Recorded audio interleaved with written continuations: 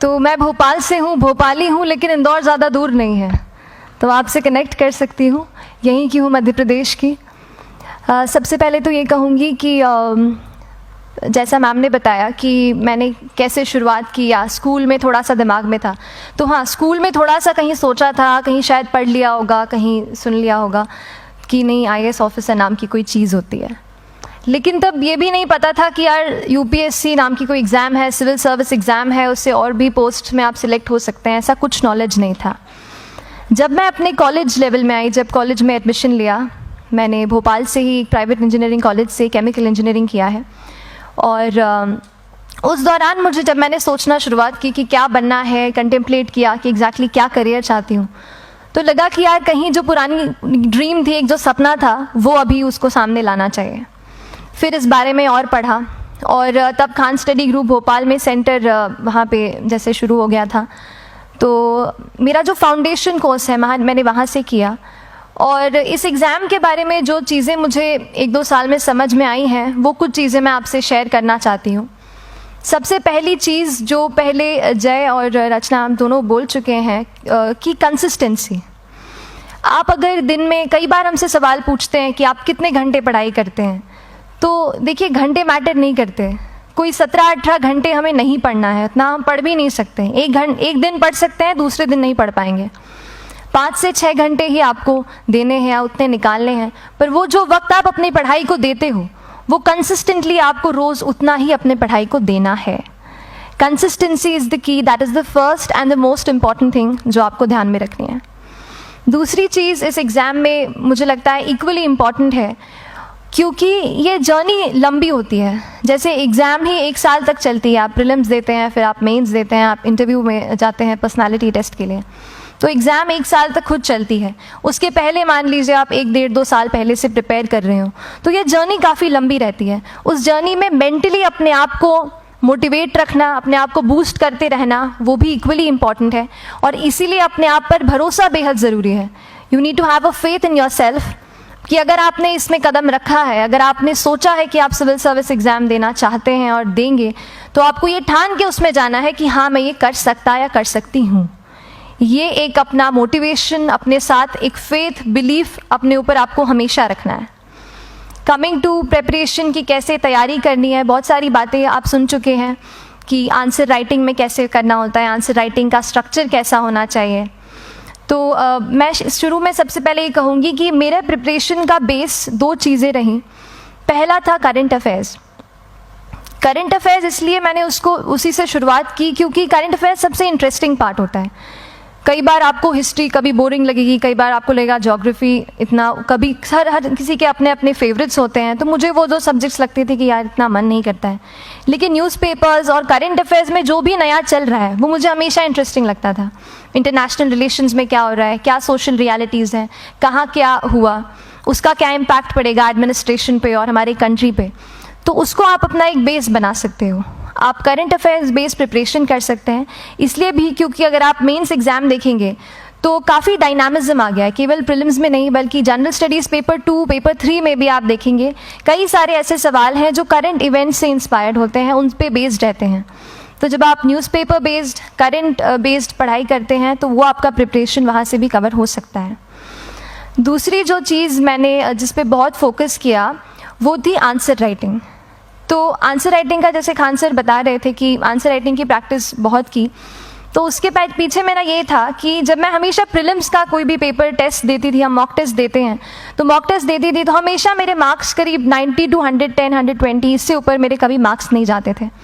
तो मुझे हमेशा ये डर था कि यार प्रीलिम्स में कहीं मेरा कुछ, क्योंकि कट ऑफ भी इसी कुछ रेंज में जाता है, तो हमेशा लगता था कि यार कुछ गड़बड़ यहाँ ना हो जाए।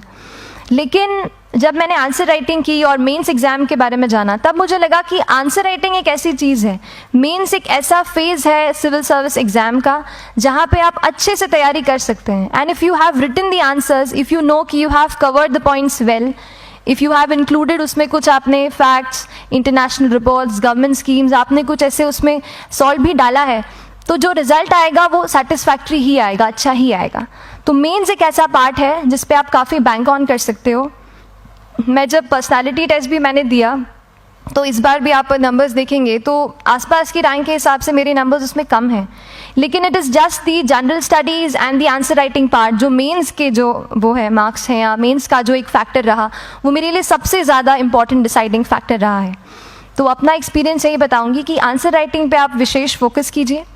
जैसा स्ट्रक्चर आपको बता ही चुके हैं कि इंट्रोडक्शन में कैसे आपको शॉर्ट रखना है, बॉडी एंड देन कंक्लूजन, उसमें छोटी चीज़ जैसे मैं अभी मेंशन कर रही थी, आप एक इंश्योर कीजिए कि देखिए जो भी एग्जामिनर आपकी कॉपी चेक कर रहे हैं वो दिन में 10, 15, 20 कॉपीज़ चेक कर रहे हैं, तो उन सब से आपको अलग कैसे आप अपनी कॉपी दिखा सकते हो, ये चीज़ आपका प्रेजेंटेशन और आप जिस तरीके से आंसर लिखते हो कंटेंट को, वो मैटर करेगा। आप इंश्योर कर सकते हैं कि आपके आंसर में कुछ फैक्ट्स, गवर्नमेंट की स्कीम्स, कुछ कमिटीज़ बैठती हैं, जैसे एक प्रिवेसी पे जस्टिस BN श्रीकृष्णा कमेटी की रिपोर्ट आई है, तो आप मान लीजिए आपको कोई प्रिवेसी पे सवाल आ गया तो आपने उन कमेटी का नाम कोट कर दिया। ऐसे बहुत सारी कमिटीज़ होती हैं। कुछ इंटरनेशनल रिपोर्ट्स आते हैं, वो आप उनको इनके बारे में लिख सकते हैं। इंडिया का मैप आप बना सकते हैं। मैंने सीख लिया था कि 10-15 सेकेंड्स में कैसे जल्दी से मैप बनाना है और उस पर कैसे पॉइंट कुछ करना है, कुछ लोकेट करना है। तो ये कुछ ऐसी चीज़ें हैं जो आपके आंसर्स को एनरिच करेंगी और प्रेजेंटेबल बनाएंगी। तो इस तरीके से आंसर्स पे जैसे हम क्लास करते हैं, लेकिन उसके साथ साथ आपको ये कोशिश करनी है कि 1 से 2 आंसर पर डे आपको ज़रूर लिखने ही लिखने हैं, apart from the test series that you are doing. Answer writing से 2-3 चीज़ें होती हैं, ना केवल हमारी एक लिखने का हमें समझ आता है हम क्या लिखते हैं कैसा है, पर हमारा कॉम्प्रिहेंशन भी इम्प्रूव होता है।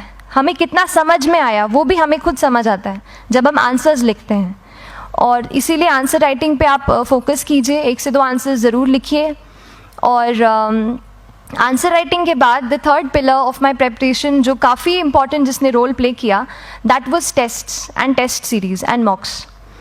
देखिए हम पढ़ रहे हैं यहाँ पर, I will also come to the point कि हम कैसे दिल्ली, भोपाल और इंदौर में प्रिपेयर करके बिना दिल्ली जाए हम कैसे कर सकते हैं, I will come to that point. पर उसके पहले टेस्ट की थोड़ी बात कर लेती हूँ कि टेस्ट देना क्यों ज़रूरी है। हम ये जो एग्ज़ाम दे रहे हैं सिविल सर्विस की, एक ऑल इंडिया लेवल एग्ज़ाम है and this cut throat competition. तो उसके लिए आप केवल पढ़ते रहें, सारी बुक्स, मटेरियल्स, स्टैंडर्ड ये करंट का सब पढ़ लें, लेकिन अगर आप ये नहीं जज कर पाए कि आपका क्या लेवल है at an all India level, तो चीज़ें समझ में आप नहीं, मतलब आप आगे नहीं बढ़ पाएंगे या सही डायरेक्शन नहीं पकड़ पाएंगे। तो इसलिए आप टेस्ट से घबराइए मत। कई बार टेस्ट का इनर्शिया होता है, ऐसे लगता है कि जब तक पूरा सिलेबस कंप्लीट नहीं कर लूँ तब तक टेस्ट नहीं दूंगा, लेकिन सच में बात ये होती है कि जब तक हम GS के मतलब पेपर देने अंदर भी घुसते हैं ना, तब भी उस सेकंड पे लग रहा होता है कि कुछ छूट गया है हमारा। तो ये चीज़ होगी ही, इसीलिए ये मैं कभी मत सोचिए कि जब तक पूरा सिलेबस नहीं कर लूँ टेस्ट नहीं दूंगा। जैसे आपका एक थोड़ा बेस बन जाता है प्रिपरेशन का, आप टेस्ट दीजिए, चाहे वो प्रीलिम्स का MCQ का टेस्ट हो या मेंस का राइटिंग स्किल की प्रैक्टिस हो, टेस्ट पे आप फोकस कीजिए। उसके बाद टेस्ट केवल देने के लिए नहीं देना है, उसको एनालाइज भी अच्छे से करना है। When you get the answer hints, when you get the answer keys, analyse properly कि आपकी क्या गलती हुई है और उससे भी सीखने की कोशिश कीजिए कि क्या कुछ नया मुझे इस टेस्ट पेपर से, इस आंसर कॉपी से मिल सकता है। तो इस तरह से टेस्ट पे भी आप फोकस कीजिए। And I will come lastly to the point कि जब मैंने प्रिपरेशन शुरू की थी अपने कॉलेज के 2nd ईयर 3rd ईयर आते आते, तो मन में बहुत सारे फियर्स थे। मैं भी एक नॉर्मल फैमिली से हूँ, मेरे फैमिली में किसी ने आज तक सिविल सर्विस का पेपर भी नहीं लिखा था, तो मन में बहुत सारे फियर्स थे, डाउट्स थे, क्या होगा, कैसे होगा। तो हो सकता है आपके मन में भी ऐसा हो। और हम जैसे यहाँ रहते हैं, हम सोचते हैं कि दिल्ली जाना तो सबसे ज़रूरी है, उसके बिना तो ये एग्ज़ाम हो ही नहीं सकती। तो उस पर मैं एक चीज़ बताना चाहूँगी कि जैसे KSG जैसे इंस्टीट्यूट हैं, जो फैकल्टी भी हमें वही मिलती है जो दिल्ली में पढ़ा रहे हैं, तो ये एक बहुत पॉजिटिव पॉइंट है कि क्वालिटी का कोई दिक्कत नहीं आएगी। बस एक चीज़ है, आप ज्वाइन करते हैं class, that will only provide you a direction. वो आपका रास्ता दिखा सकते हैं आपको कि इस रास्ते पर आपको चलना है, लेकिन चलना उस रास्ते पे आपको खुद है। You have to work on your own. कभी ये मत सोचिए कि मैं वहाँ नहीं जा पा रहा हूँ तो नहीं हो सकता, यहाँ है, तो हम एक्सक्यूज़ेस बनाते हैं। कई बार चैलेंजेस आते हैं। तो मैंने कॉलेज के साथ प्रिपरेशन की, तो उसमें भी काफ़ी दिक्कत आती थी। कभी कभार कॉलेज की एग्ज़ाम होती थी तो इसमें मैं अपना उतना वक्त नहीं दे पाती थी। तो उस मोमेंट पे फिर प्लानिंग ने मुझे बहुत हेल्प किया कि हम किस तरीके से अपने कॉलेज के एग्ज़ाम के लिए प्लान कर लें, जैसे मैंने इंजीनियरिंग की है और मुझे पता है कि हम इंजीनियर्स 1 महीने से ज़्यादा पहले से पढ़ते नहीं हैं, पढ़ते हैं क्या? तो वो चीज़ आप ध्यान रख सकते हो, उसको अपना स्ट्रॉन्ग पॉइंट बना सकते हो। 1 से 1.5 महीना जब exam is approaching, I use to plan my entire syllabus का प्रिंट आउट निकाल के I use to make my notes, उस तरीके से उसको मैं उसको संभाल लेती थी। तो whenever you are managing those things together, focus on planning, किस तरीके से आप एक माइक्रो प्लान बनाएं, अपना डेली एक प्लान बनाएं, वीकली टारगेट सेट करें और एक ब्रॉड विजन दिमाग में रखें कि ब्रॉडली आप मंथ्स में क्या कवर करने वाले हैं। अगर आप प्लानिंग अच्छे से करते हैं तो ज़्यादातर पोर्शन आपका वहीं से कवर हो जाता है, और जब आप टारगेट्स बनाते हैं, उनको टिक करते हैं, तो एक सेंस ऑफ कंप्लीशन भी आपको मिलता है कि yes I am on the right path और मैं सही जा रहा हूँ या जा रही हूँ। तो इस तरीके से प्लानिंग पे भी इक्वली फोकस कीजिए। एंड बस यही सिंगल बिगेस्ट मैसेज मेरी तरफ से यही रहेगा कि आपने अगर ठान लिया है, अगर आप सोचते हैं कि आप ये एग्ज़ाम क्रैक कर सकते हैं, तो आपको रोकने वाला और कोई नहीं, आप खुद ही हो सकते हैं।